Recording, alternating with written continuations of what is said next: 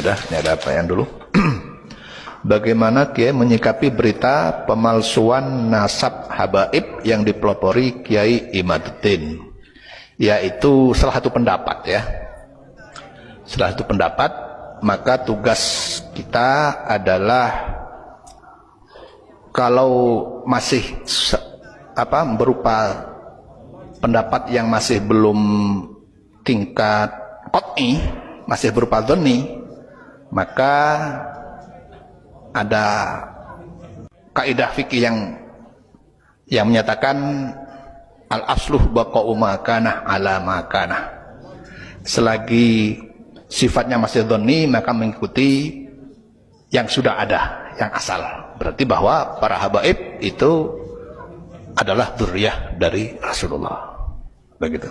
Kecuali kalau ada yang qat'i, selagi masih berupa dhonni, atau ada dua pendapat.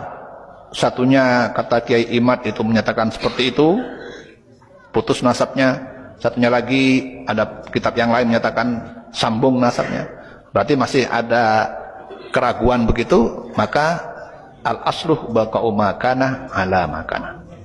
Hukumnya kembali pada hukum yang asal, yaitu berarti para habaib adalah dzurriyyah Rasul. Ya. Kita ikuti pendapat yang menyatakan bahwa para habaib adalah dzurriyyah Rasul. NU, PBNU, NU Pusat juga menyatakan demikian. Yang kedua, bagaimana pendapat Kiai jika seandainya ada santri Al-Khairat, baik yang masih aktif maupun yang sudah menjadi alumni, yang ikut pendapat Kiai Imad dan menjelek-jelekkan habaib, mengingat Al-Khairat sangat hormat kepada habaib. Apapun bentuknya, kalau menjelek-jelekkan itu tidak bagus. Jadi kalau santri Al-Khairat hendaknya kalau memang mau mengikuti pendapat siapa? Kiai Imad, maka ikuti dengan cara yang santun, ya. dengan membaca karya beliau. Apa sebabnya karya? Jadi bukan harus mengikuti berbeda itu boleh, tapi berbeda secara ilmiah. Itu.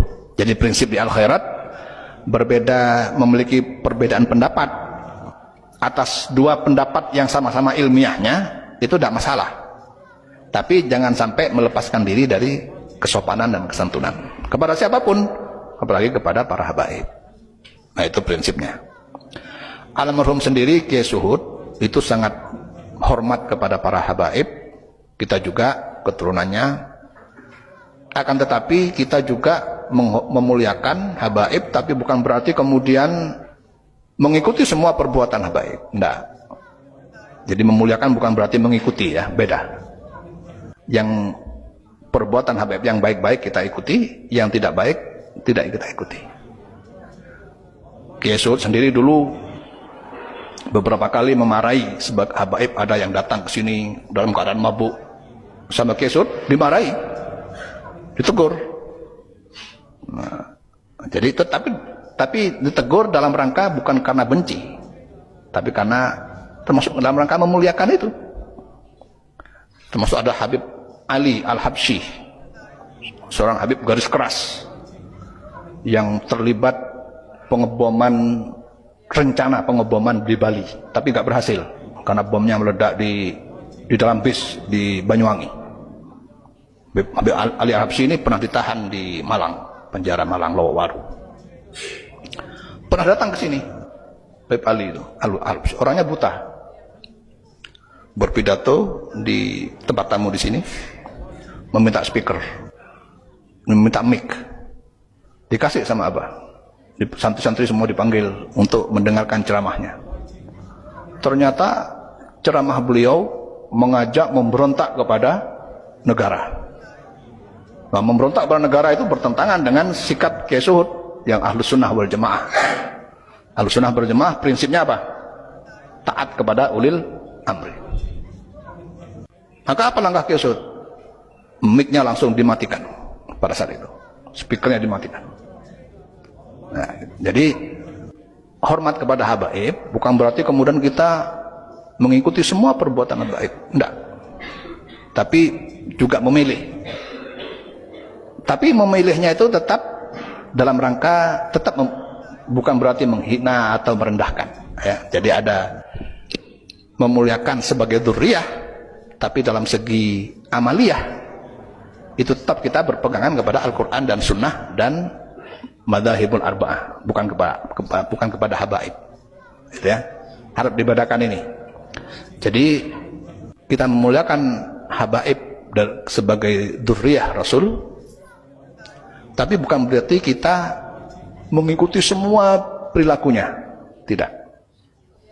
Karena perilaku kita itu sudah ada yang yang membimbing, yaitu Al-Quran, hadis, dan melalui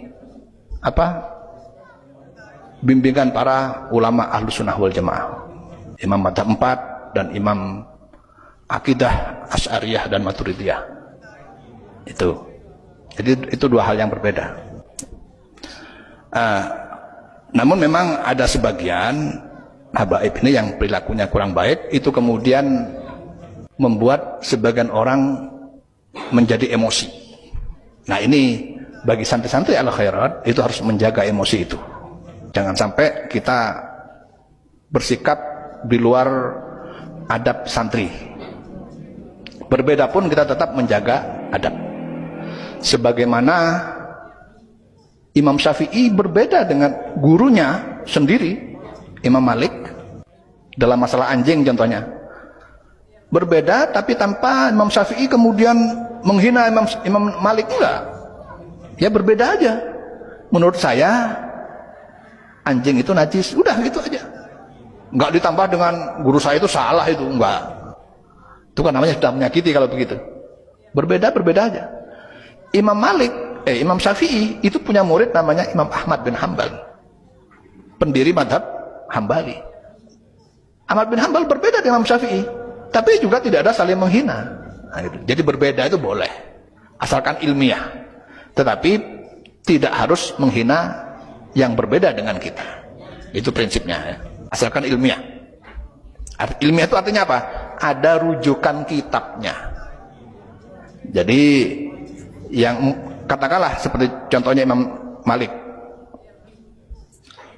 Ikut Imam Malik dalam masalah anjing tidak najis karena ada kitab ini di mazhab Maliki.